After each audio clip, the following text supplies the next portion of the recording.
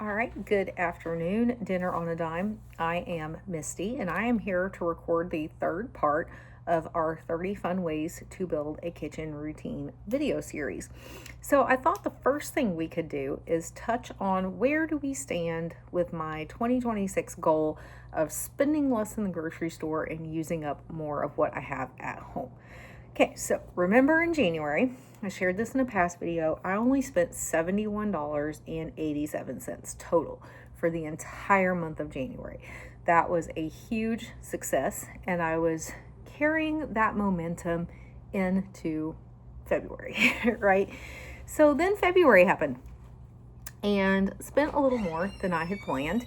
And the reason for that is there were some actually really stellar meat deals in my area. And so I was able to pick up, Axton's walking out, 39 pounds of chicken breast. I think about 15 pounds of ground beef. I picked up some short ribs that were on clearance. I picked up a pork loin that was on clearance and some pork chops that were on clearance. So I did kind of break my own rule because I was trying to use up most of the meat. Not most of the meat. I was trying to use up meat that I had in my freezer. But those deals were really good and for some really good quality meat. And so I did go ahead and end up stocking up more than I had planned for the month of February. But still, even with all of that, for a family of four, if you were on the very conservative end of grocery shopping, and let's say that you are sticking to a $100 per person per month budget of $400, I still came in under that. I came in at $383.39, so still came in on the very low end of what they would consider a frugal grocery budget, right? So I'm still happy with that total, and I'm still working towards spending less in the grocery store this year. So March will hopefully be another much lower month for the grocery spend in my house. All right, so that catches you up on that. So first of all, if you are new here, welcome to the channel. I do a lot of content that revolves around saving money in the grocery store, meal planning, budgeting for groceries, different things like that. Then if you are returning, welcome back to the channel. Hey, Axton, you want to come over and say hi? Yeah. Axton wants to come over and say hi. He hadn't been in a video in a hot minute. Yeah. So come on over, bud. My face, probably. So come on over. Say hi. Hi. Hi, there's Axton. Hi. He's out here doing something. You sweeping the driveway? No. It's for the basketball hoop. I'm Okay. trying to get it lower. Oh, okay. Yeah, you can't do it with that. Oh. It needs to stay where it's at. So go play. He's I'm working trying to on, dunk on it. I I'm trying to know, dunk on he's it. working on playing basketball and he wants to learn to dunk. So Yeah. anyways, all right. Again, if you are new here, welcome to the channel. If you are returning, thanks for coming back. As you can see, things are cool today. Axton's out playing. It's a great day. It's warm. It's sunny here in Texas. It is almost the end of February 2026. I cannot believe I'm saying that, but here we are. All right, so if you have not seen part 1 and part 2 in the videos, please hop back and see those. Part 1 of this 30 ways to build a fun kitchen routine. Part 1 was all about getting in the groove. How do we get in the kitchen and start making it a happy place? Part 2 was how do we build upon our kitchen superpowers? And today's video will be about how do we level up our skills and play more and have fun in the kitchen. And so make sure to like the video. Make sure to subscribe to the channel, ring the little notification bell. That way you get notified as new content comes out. I have a lot of cool things headed your way as we progress through 2026. All right, so leveling up and playing in the kitchen. So this video is all about just fun things to keep you motivated, happy, wanting to return to the kitchen, okay? So the first one is have a chef's choice, no recipe night. So what do I mean by this? Have a night where there's no plan. There's no recipe. There's no real thought provided to what's going to happen that night, okay? And then use your chef's brain and all the skills you've built in the kitchen thus far because you've developed flavor profiles, you've developed good working spaces, you've developed good habits in the kitchen. So you're starting to realize what you can do quickly, what you can put together in fun and unique ways, right? So now's the time to do it. So what I say here is, I'm not saying go in with absolutely no plan, because if you've got no meat laid down or anything, that's going to be a lot harder to work with. But lay down something without a plan dictated, right? And then come home and just have fun with it.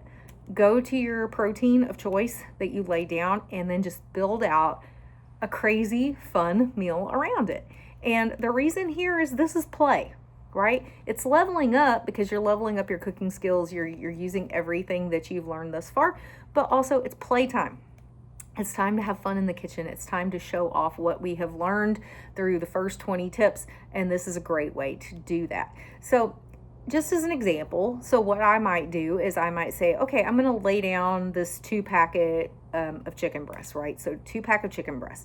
And so the next night I come home and chicken breasts are thawed out. They're in the fridge. And I'm like, okay, so what am I going to make for dinner? And then I'm like, okay, I've always wanted to make some sort of chicken gnocchi. I have gnocchi in the pantry, so let's make it happen. There's your chef's inspiration. I want to make some sort of chicken gnocchi. I can Google it. I can see, what I've already got in the pantry to work with, what I might need to substitute out. And the next thing you know, I'm going to present a whole new dish to my family that's something that they don't typically eat, okay? So number 2 is swap ingredients. So this is a fun one. I'm not talking about like, okay, there's a one-off ingredient in the recipe, and so you're going to swap it for something you already have. We talk about that a lot on the channel. But what I'm talking about is like, okay, we always make pizza that's like a meat lover's pizza, right? Okay, so what if we swapped one of the ingredients? Like instead of doing sausage on our pizza, what if I cut up some of my homemade meatballs and I put meatballs on the pizza? Okay, what if instead of doing a meat lover's pizza, I make some homemade Alfredo sauce and I make a chicken Alfredo pizza, right?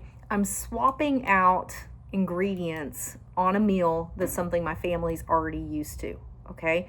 That's kind of the thought process here. I would like to say, I think it would be cool to make almost like a King Ranch chicken casserole, but try some other type of meat in it besides just chicken every time. I think it'd be cool to do something else with that flavor profile.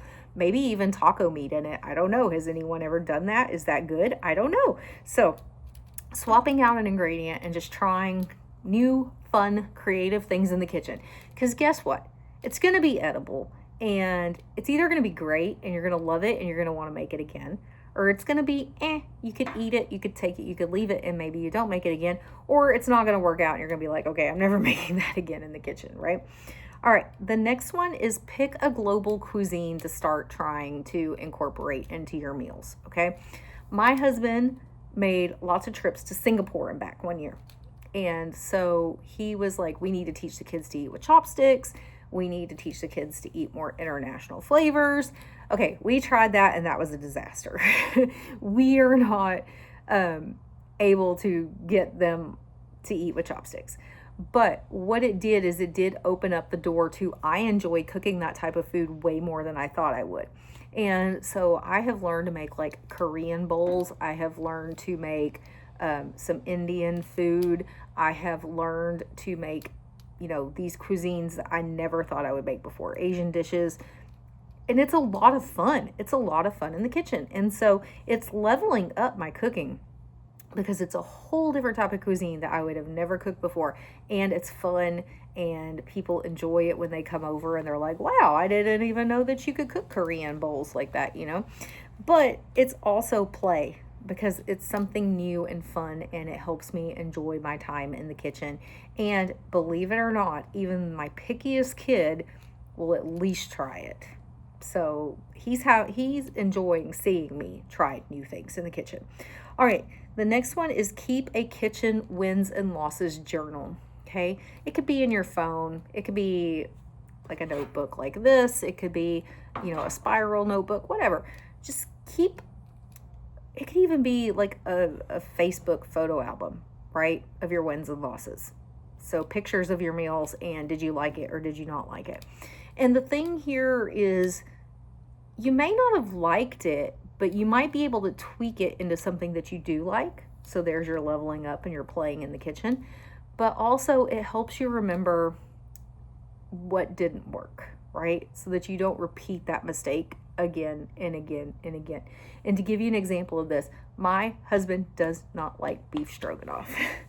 And it seems like once a year or so, I forget that he doesn't like beef stroganoff, and I make beef stroganoff because it sounds cool to me. And I'm like, why don't we make beef stroganoff? And then my husband comes home and he's like, is that beef stroganoff? And I'm like, yeah. And he's like, I don't like that. And so had I kept some sort of like hits and misses, that's what I would probably call it, not wins and losses, but hits and misses list, then I would know, okay, everyone else likes it except for him. So when he's out of town, that's when we have beef stroganoff. And that's how we do like no peak beef tips. My husband does not like those, but the rest of us do. So we save those type of meals for when he's out of town, then we bring those out. And it's play and it's fun for when dad's away. Okay. So we get those like little special meals, just the three of us, that dad doesn't normally like to eat. Okay, the next one is build go-to sauces or spice mixes.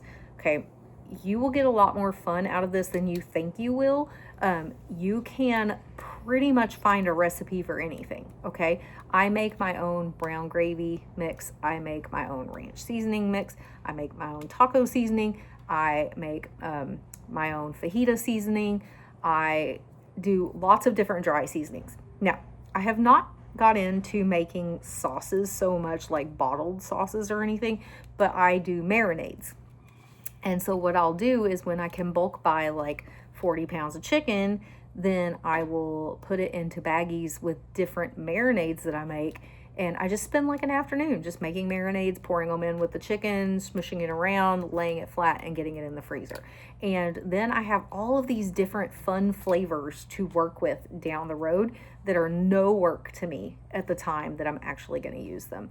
And so to give you an example, I have like a margarita chicken in the freezer right now. I have garlic lime chicken. I have like a Mexican marinated chicken.